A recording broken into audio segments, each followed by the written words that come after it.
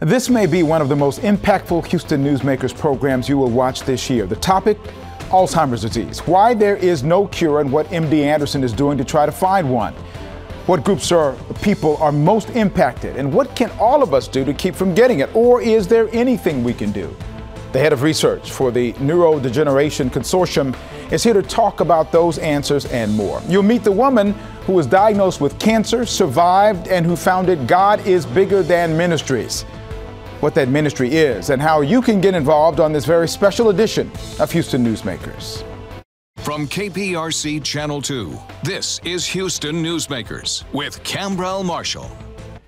Good morning and welcome to Houston Newsmakers, where we will take on a topic that is familiar to thousands of families in the Houston region. Alzheimer's, for which there is no cure. Some of the statistics are quite startling. 28 million baby boomers will develop Alzheimer's disease by 2050. 1 in 3 seniors dies with Alzheimer's or another dementia. The cost for care of Alzheimer's and other dementias, last year, $236 billion. With me this morning to shed some light on the challenge ahead and how MD Anderson is getting involved is Dr. Jim Ray, the head of Neurodegeneration Consortium, which is a collaboration among MD Anderson, Baylor College of Medicine, and the Massachusetts Institute of Technology. Good morning, Dr. Ray. Good morning. You know, when I first thought of MD Anderson, I thought, okay, wait a minute. MD Anderson's cancer, why is it associated with Alzheimer's? What is the association?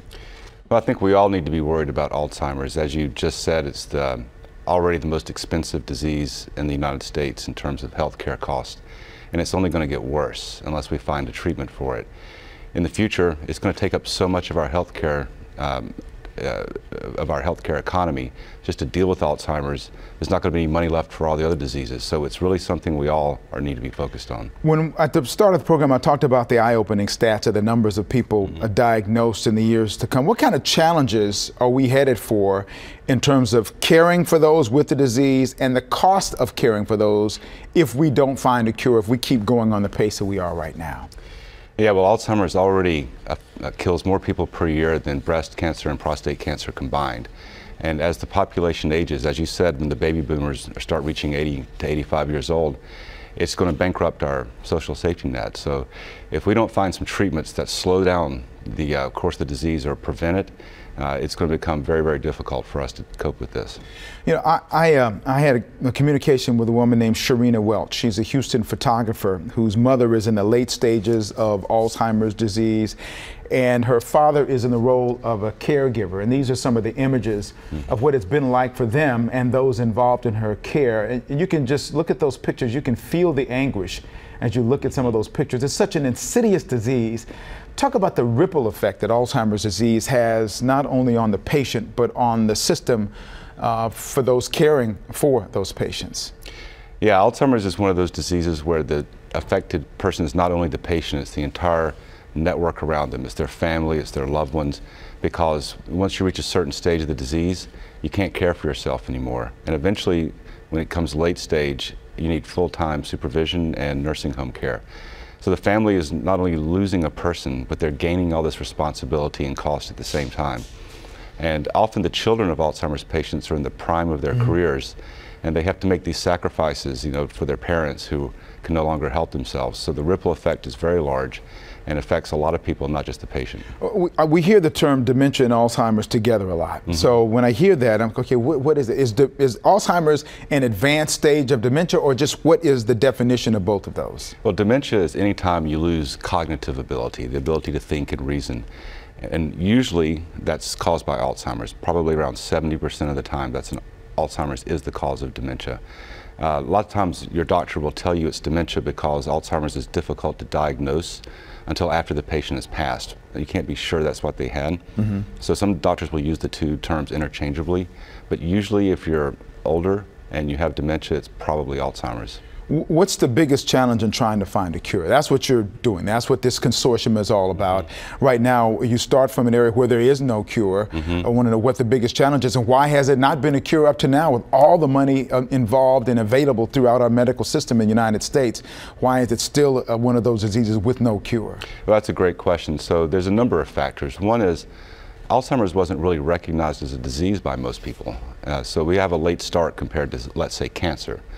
it wasn't until right around the time President Reagan declared publicly that he had Alzheimer's that public awareness really began to increase and funding increased.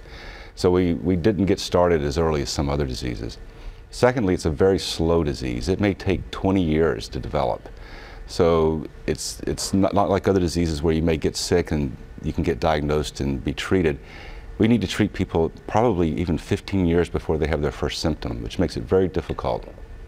Okay, now that opens up a whole new area. Before they have their first symptom, how can people kind of get a sense of whether or not their family is in line, for example, to get that? One of the other questions I was going to ask later that I'll ask now is, does DNA research and some of the information we get about our DNA, can that be helpful in helping us determine if we might be in line to have this disease and maybe start taking medication ahead of time?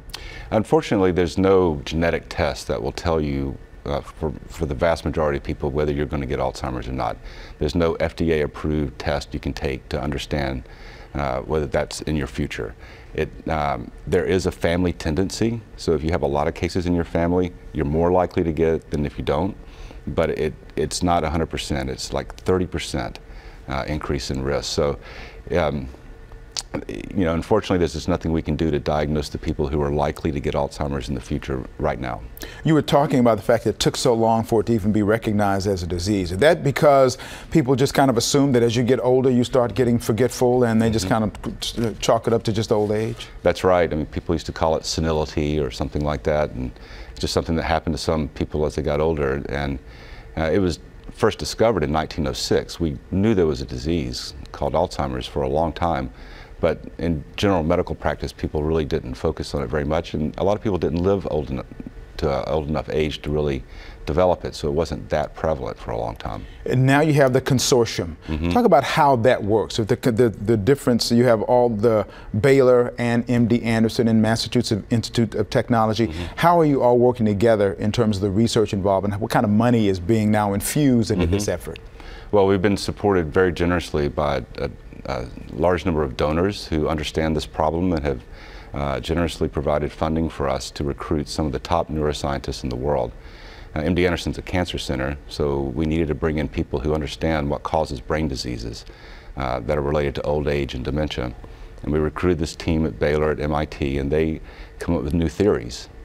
And we try to convert those theories into therapies, because MD Anderson is excellent at developing new therapeutics. Well, this is the beginning of what I think is a fascinating conversation. We're going to continue with Dr. Jim Ray after this break, including your questions. And as we go to break, another look at the pictures by Sharina Welch of her parents as her father deals with the challenge of providing care for her mother.